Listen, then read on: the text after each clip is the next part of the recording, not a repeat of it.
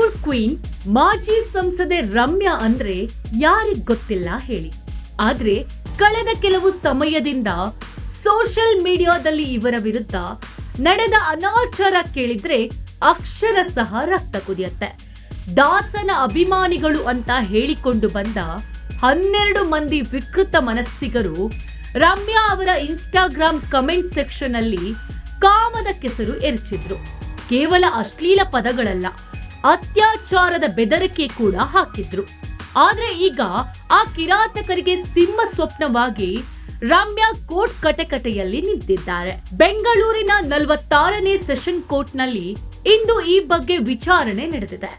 ನ್ಯಾಯಾಧೀಶರಾದ ರಾಜೀವ್ ಗೌಡ ಅವರ ಮುಂದೆ ಹಾಜರಾದ ರಮ್ಯಾ, ನಾನು ಹೇಳೋದೆಲ್ಲ ಸತ್ಯ ಅಂತ ಪ್ರಮಾಣ ಮಾಡುತ್ತಿದ್ರೆ ಅತ್ತ 12 ಆರೋಪಿಗಳ ಎದೆಯಲ್ಲಿ ನಡುಕ ಶುರುವಾಗಿತ್ತು. ಪ್ರಕರಣದ ಸೂಕ್ಷ್ಮತೆ ಎಷ್ಟು ಭಯಾನಕವಾಗಿತ್ತು ಅಂದ್ರೆ ನ್ಯಾಯಾಲಯ ಮಾಧ್ಯಮಗಳನ್ನ ಕೂಡ ಹೊರಗೆ ಕಳಿಸಿ ಇನ್ ಕ್ಯಾಮೆರಾ ವಿಚಾರಣೆ ನಡೆಸಿತ್ತು. ಅಂದ್ರೆ ಮುಚ್ಚಿದ ಬಾಗಿಲಿನ ಒಳಗಡೆ ಈ ವಿಕೃತಿಗಳ ಪಾಪದ ಪುರಾಣವನ್ನ ಎಳೆ ಎಳೆಯಾಗಿ ಬಿಚ್ಚಿಟ್ರು ನಟಿ ರಮ್ಯಾ. ಸೈಬರ್ ಪೊಲೀಸರು ಜಾಲಾಡಿ ಹಿಡಿದಿದ್ದ ಆ 12 ಮಂದಿ ಕಾಮ ಪಿಚಾಚಿಗಳ ಮೇಲೆ ಈಗ ಚಾರ್ಜ್ ಶೀಟ್ ಸಲ್ಲಿಕೆಯಾಗಿದೆ. ಇನ್ಸ್ಟಾಗ್ರಾಂನಲ್ಲಿ 1.2 ಮಿಲಿಯನ್ ಫಾಲೋವರ್ಸ್ ಹೊಂದಿರುವ ನಟಿಯ ಘನತೆಗೆ ಧಕ್ಕೆ ತಂದ ಆರೋಪಿಗಳಿಗೆ ಈಗ ಕಾನೂನು ಕುಣಿಕಿ ಬಿಗಿಯಾಗುತ್ತಿದೆ. ವಿಚಾರಣೆ ವೇಳೆ ರಮ್ಯಾ ಅವರು ಸಂಸದೆಯಾಗಿ ಹಿರಿಯ ಜವಾಬ್ದಾರಿ ಮತ್ತು ನಟಿಯಾಗಿ ಗಳಿಸಿದ ಗೌರವದ ಬಗ್ಗೆ ವಿವರಿಸುತ್ತಿದ್ರೆ ಆ ಕಿರಾತಕರು ತಲೆ ತಗ್ಗಿಸಿಕೊಂಡು ನಿಂತಿದ್ದಾರೆ.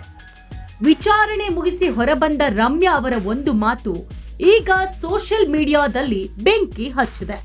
ಅಶ್ಲೀಲ ಕಮೆಂಟ್ ಮಾಡುವಾಗ ಅವರಿಗೆ ಬಡತನದ ಅರಿವು ಇರಲಿಲ್ವಾ ಎನ್ನುವ ಮೂಲಕ ಬಡತನದ ನೆಪ ಹೇಳಿ ತಪ್ಪಿಸಿಕೊಳ್ಳೋಕೆ ನೋಡು ಅವರಿಗೆ ರಮ್ಯಾ ತಕ್ಕ ಚಾತಿ ಬೀಸಿದ್ದಾರೆ. ತನ್ನ ರೀ ಎಂಟ್ರಿ ಸಿನಿಮಾ ಬಗ್ಗೆ ಮಾತನಾಡುತ್ತಲೇ ಈ ವಿಕೃತ ಮನಸ್ಸಿಗರನ್ನ ಜೈಲಿಗೆ ಕಳಿಸುವವರೆಗೂ ಬಿಡಲ್ಲ ಅನ್ನೋ ಸಂದೇಶವನ್ನ ರಮ್ಯಾ ಅವರು ರವಾನಿಸಿದ್ದಾರೆ.